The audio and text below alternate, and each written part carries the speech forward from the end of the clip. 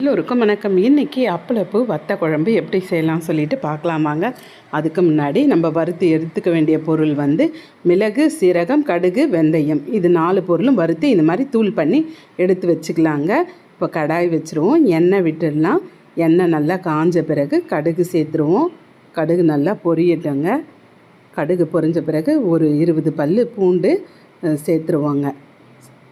பூண்டு செவந்த பிறகு சின்ன வெங்காயம் சேர்த்து நல்லா வதக்கி கொடுங்க. 3 தக்காளியை அரைச்சிக்கங்க, நைஸாக அரைச்சி அதுவும் இது கூட சேர்த்துக்கங்க. நல்லா வெங்காயம் நல்லா வதங்கின பிறகு தக்காளி அரைச்சி சேர்த்துக்கலாங்க. கொஞ்சம் கல்லுப்பு சேர்த்துருவோம். நல்லா வதங்கட்டங்க.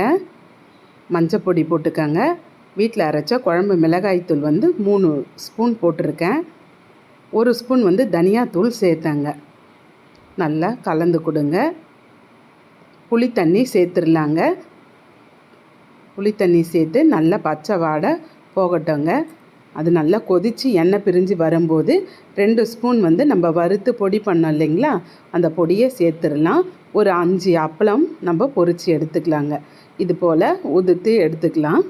உடச்சிட்டு குழம்புலாம் நல்லா சுண்டி இந்த மாதிரி எண்ணெய் பிரிஞ்சு வரும்போது அப்பளப்பூவை போட்டு ஒரு கலரி விட்டு கேஸ் ஆஃப் பண்ணிவிடுங்க.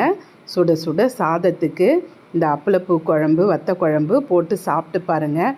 அவ்வளோ டேஸ்ட்டாக இருக்குங்க. கண்டிப்பாக நீங்களும் ட்ரை பண்ணி பாருங்கள். உங்களுக்கு இந்த வீடியோ பிடிச்சுன்னா லைக் பண்ணுங்கள், ஷேர் பண்ணுங்கள், கமெண்ட் பண்ணுங்கள். மறக்காமல் சப்ஸ்கிரைப் பண்ணுங்கள். தேங்க்யூ.